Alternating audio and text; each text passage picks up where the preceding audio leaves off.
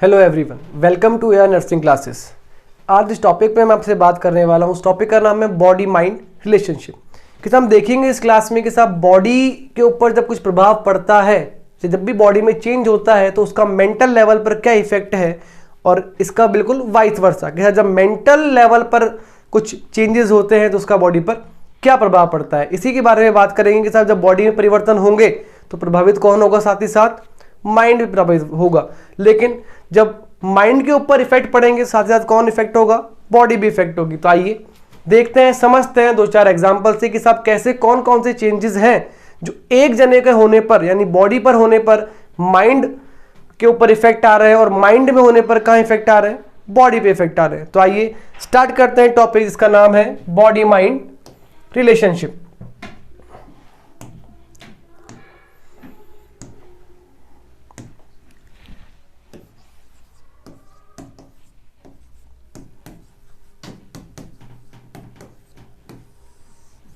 Body mind relationship के साथ body का माइंड के ऊपर क्या इफेक्ट आता है और माइंड का बॉडी के ऊपर क्या इफेक्ट आता है। इसमें देखेंगे कि सब जब बॉडी प्रभावित होगी तो माइंड कैसे रिएक्ट करेगा, और माइंड जब प्रभावित होगा तो बॉडी कैसे रिएक्ट करेगी। तो एक तरफ तो मैं लिख लेता हूं क्या साहब, माइंड,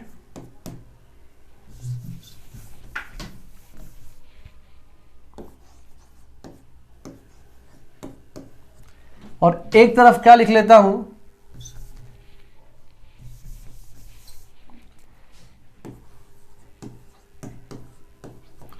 बॉडी। माइंड और दूसरी तरफ लिख लिया हमने क्या, बॉडी।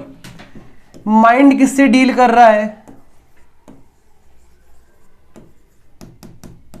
डील्स विथ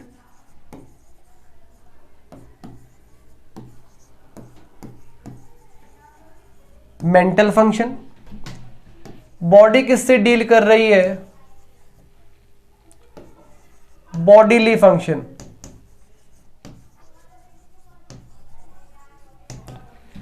माइंड किससे डील कर रहा है, मेंटल फंक्शन से। बॉडी किससे डील कर रही है, बॉडीली फंक्शन से। मेंटल फंक्शन कौन कौन से हैं,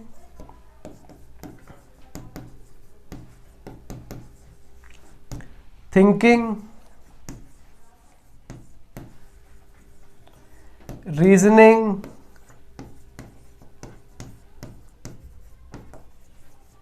जजमेंट, एटसेट्रा। इधर देखिए बॉडीली फंक्शंस, जैसे कि आपकी ग्लैंड्स, जैसे कि आपके न्यूरोट्रांसमीटर,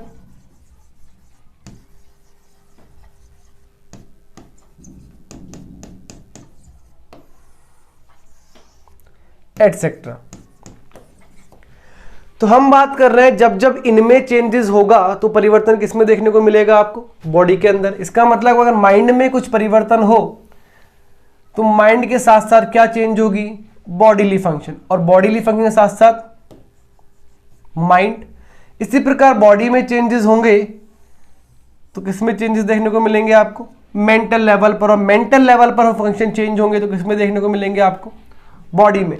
कुल मिलाकर के माइंड और बॉडी दोनों ही एक दूसरे को प्रभावित करते हैं। आइए समझते हैं कैसे करते हैं।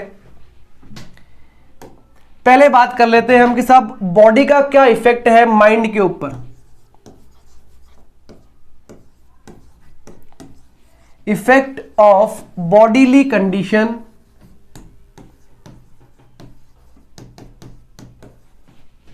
On mind. कि साहब बॉडीली कंडीशन की, बॉडी स्थिति का, शारीरिक स्थिति का हमारे माइंड पर क्या प्रभाव पड़ता है। देखिए तो हम पढ़ रहे हैं कि साहब बॉडीली कंडीशंस का प्रभाव माइंड पे कैसे पड़ता है। पहला एग्जांपल देखिए कि साहब अगर आपका इंक्रीज क्या है, बढ़ा हुआ क्या है, ब्लड प्रेशर बढ़ा हुआ है। जब जब ब्लड प्रेशर बढ़ेगा तो क्या बढ़ जाएगा आपका,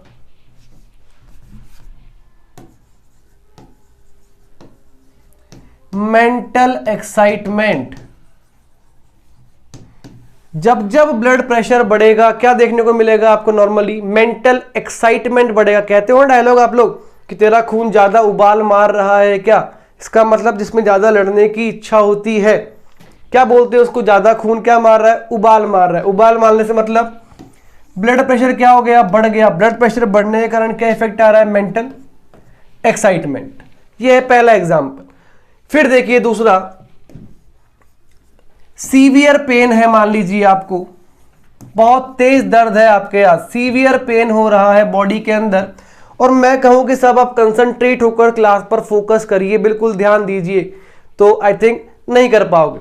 चाहे छोटी सी फिंगर ही क्यों ना हो, अगर आपके बहुत तेज सीवियर पेन हो रहा है और मैं कहूं कि सब ध्यान से पढ़िए, कंसंट्रेट कीजिए, तो आप कंसंट्रेट नहीं कर पाएंगे। इसका मतलब जब दर्द होगा शरीर में तो क्या डाउन चला जाएगा आपका, कंसंट्रेशन।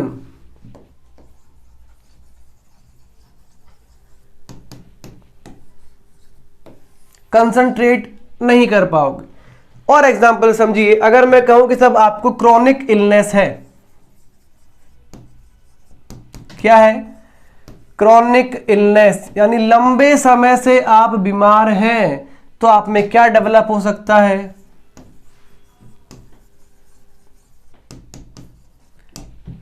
डिप्रेशन डेवलप हो सकता है। और समझिए एग्जांपल से, अगर आप थके हुए हैं, फटीग, फिजिकली थके हुए हैं, और मैं कहूं कि साहब आओ चलो खेलने चलते हैं, आपका बहुत इंटरेस्ट है, जब पहले से ही थकान है शरीर के अंदर, तो इंटरेस्ट या मोटिवेशन दोनों ही नहीं हो पाएंगे। इसका मतलब सारे एग्जाम्पल में आप एक पॉइंट कॉमन देख रहे हैं। क्या कॉमन देख रहे हैं, कंडीशंस किसके ऊपर हो रही है, चेंजेस किसके अंदर आ रहे हैं, बॉडी के अंदर। ब्लड प्रेशर बढ़ना, सीवियर पेन होना, लंबे समय से बीमार, उसके बाद थकान, इसके ऊपर कोई भी, माइंड के ऊपर कोई भी अभी तक गड़बड़ी नहीं हुई है। गड़बड़ी कहाँ हुई है, सीधी सीधी सी शरीर के अंदर। जब यहां पर गड़बड़ी हुई, लेकिन प्रभाव किस पे देखने को मिला, माइंड पे। मेंटल एक्साइटमेंट बढ़ गया, बीपी बढ़ने के साथ साथ कंसंट्रेशन कम हो गया, जो दर्द में थे आप लोग, लंबे समय से बीमार हैं, तो क्या डेवलप करवा सकता है आपके अंदर, डिप्रेशन।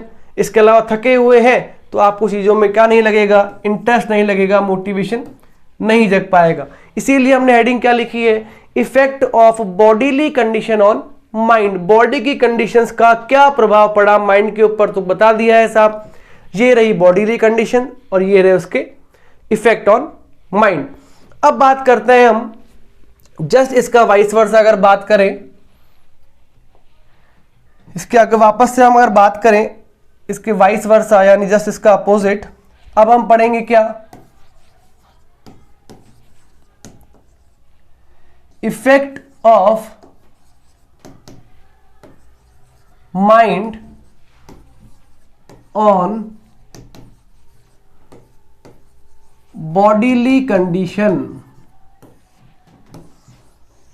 पहले पढ़ा था effect of bodily condition on mind, अब पढ़ रहे हैं effect of mind on bodily condition. अब सारी गड़बड़ी कहां होगी, मेंटल लेवल पर, लेकिन प्रभाव कहां देखने को मिलेगा आपको, बॉडी के ऊपर। पहले क्या देख रहे थे, गड़बड़ी कहां थी, यहां पर, लेकिन इफेक्ट कहां देखने को मिल रहा था, माइंड पर। अब गड़बड़ी होगी यहां और प्रभाव कहां मिलेगा आपको, यहां पर। समझिए एग्जाम्पल से, अगर मैं एग्जाम्पल लूं, जैसे आपने उसमें बात करी थी अलग अलग एग्जाम्पल से। अगर मान लीजिए आप किस में है साहब, स्ट्रेस में, तनाव में है आप, या फिर अनप्लीजेंट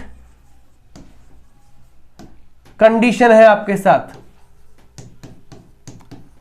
अनप्लीजेंट का मतलब जो क्या नहीं है, सुखी नहीं है, दुखद वाली कंडीशन है, स्ट्रेस में है, अनप्लीजेंट कंडीशन में। स्ट्रेस कहां पर है साहब, माइंड पर। लेकिन क्या होगा, अगर लंबे समय तक आप स्ट्रेस में रहे तो बॉडी पे चेंज क्या देखने को मिलेगा आपको, हेडेक,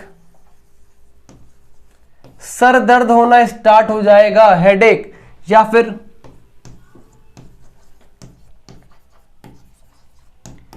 इनसोम्निया, नींद नहीं आएगी। अब देखिए साहब, चेंज कहां पर हुआ, गड़बड़ी कहां पर हुई, माइंड पर। लेकिन इसके गड़बड़ी होने से प्रभावित कौन हो रहा है, फिजिकल कंडीशन जैसे हेडेक या फिर इनसोम्निया। और समझिए एग्जाम्पल से, इसी को हम आगे बढ़ाते हैं एग्जाम्पल को। क्या है सब आपके पास? स्ट्रेस। लंबे समय से क्या हो रहे हैं आप? तनाव से गुजर रहे हैं। अब अगर लंबे समय से तनाव में रहेंगे तो क्या डेवलप हो सकते हैं आपके अंदर?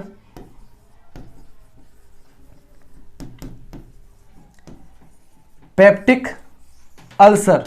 इसलिए लंबे समय तक अगर आप लोग टेंशन में रहते हैं, तनाव में रहते हैं, तो पेप्टिक अल्सर का शिकार हो सकते हैं। पेप्टिक अल्सर मतलब जो कॉमनली आपका जीआई सिस्टम है उसके अंदर क्या हो जाते हैं? छाले, बेसिकली स्टमक के अंदर। कैसे हो जाते हैं सब?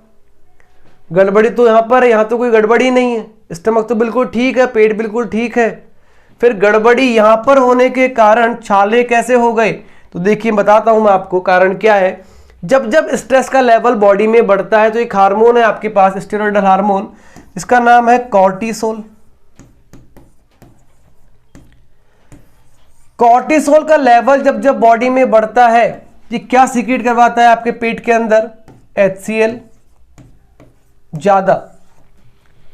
ज्यादा HCl सीक्रेट करवाएगा आपके स्टमक के अंदर। HCl का नेचर कैसा है? Highly acidic.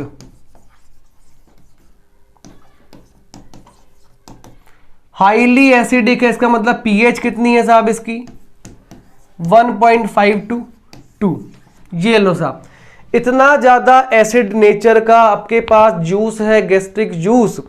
जब ये बार बार बढ़ता जाएगा नॉर्मल से ज्यादा तो एसिड है, अगर आप फिंगर डालें तो उंगली गल जाए। अंदर क्या है? स्टमक की इंटरनल लेयर है, खाना पचाने का काम कर रहा है, टेंशन में हो, खाना भी नहीं खा रहे हो और स्ट्रेस का लेवल बढ़ता जा रहा है, एसिड भी निकलता जा रहा है। धीरे धीरे क्या करना स्टार्ट कर देगा? आपके स्टमक की जो इंटरनल लेयर है उसको क्या कर देगा? डैमेज। तब जगह जगह से डैमेज कर देगा, उसी को हम क्या बोल देंगे?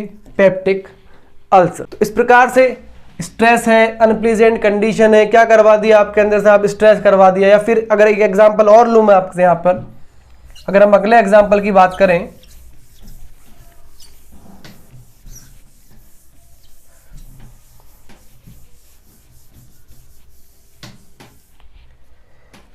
अगर आप शिकार हैं किसका साहब?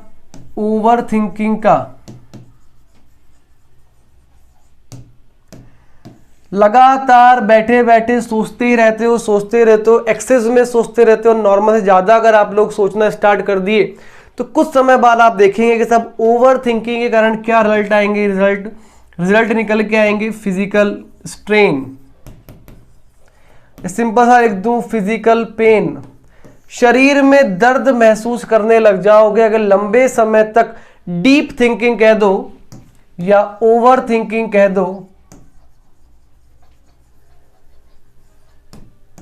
तो आप लंबे समय तक अगर डीप थिंकिंग में रहे या ओवर थिंकिंग में रहे तो किसका सामना करना पड़ेगा आपको? शारीरिक पेन का, फिजिकल पेन का।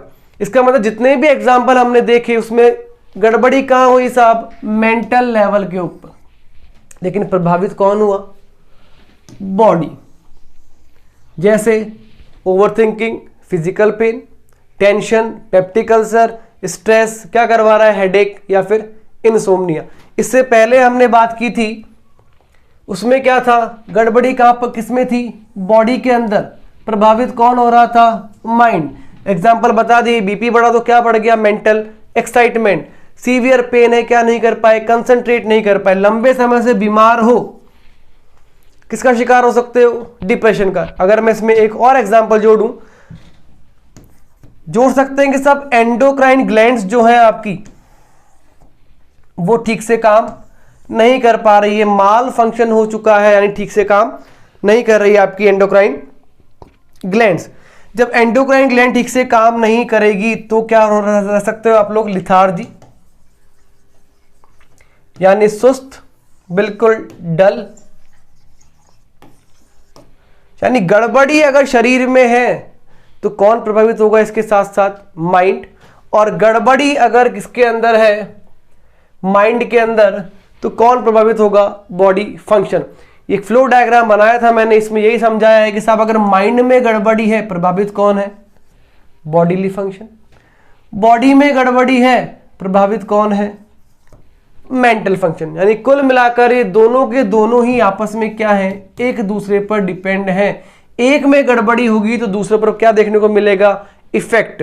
यही पढ़ा है हमने, effect of bodily condition on mind and effect of mind on bodily conditions. छोटा सा टॉपिक था आपका बॉडी माइंड रिलेशनशिप में, शॉर्ट नोट में पूछ सकता है एग्जामिनर आपसे।